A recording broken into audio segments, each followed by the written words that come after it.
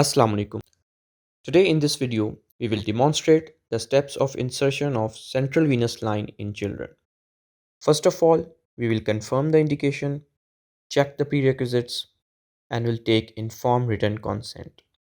Secondly, we need to select the site of insertion, which can be both right and left internal jugular veins, subclavian veins, and femoral veins. Usually, we prefer right internal jugular vein in children unless contraindicated due to any reason.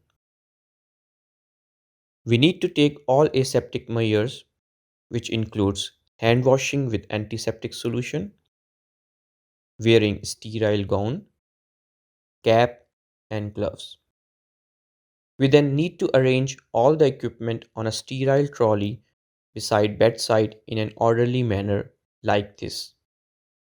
Heparinized saline, iodine, gauze pieces, needle with syringe, guide wire, dilator, incisor, CVP line flushed with heparinized saline, silk suture, needle holder, sterile dressing.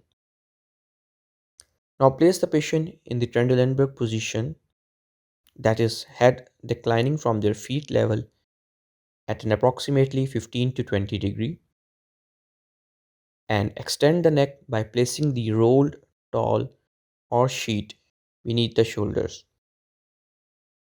Turn the head slightly towards the opposite side. Now we will prepare the patient by applying chest leads and connecting them to the cardiac monitor. Also apply the saturation probe for continuous oxygen saturation monitoring.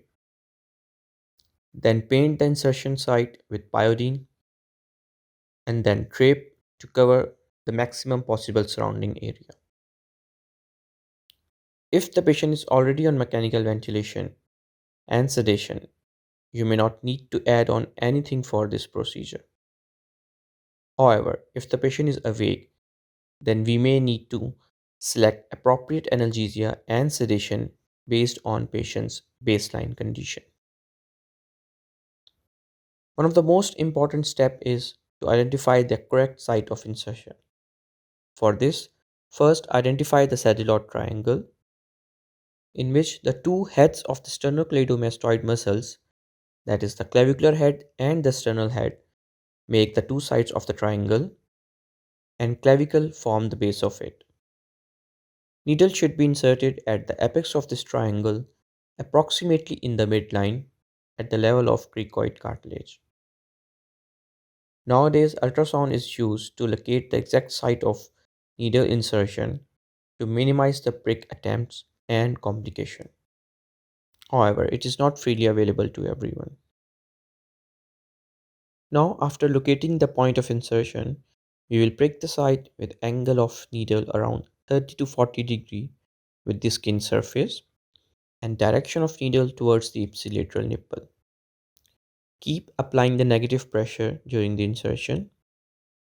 Once it will hit the vessel, blood will start coming into the syringe. Immediately stop proceeding. Remove the syringe carefully while keeping the needle fixed. Insert the guide wire through the needle.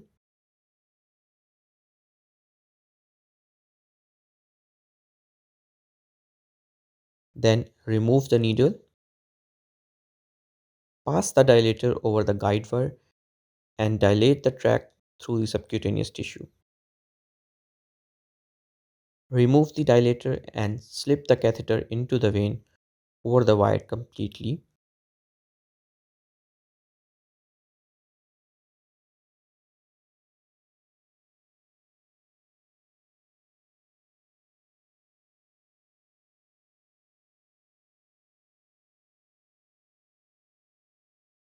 Then remove the guide wire gradually. Confirm the backflow of blood from all the lumens of CVP and cap them, or you can apply three-way catheters. Secure the CVP by applying stitches.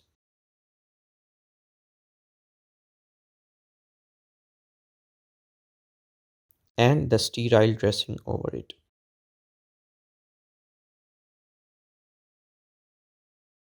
At the end, obtain a chest x-ray to ensure the correct position and rule out the pneumothorax.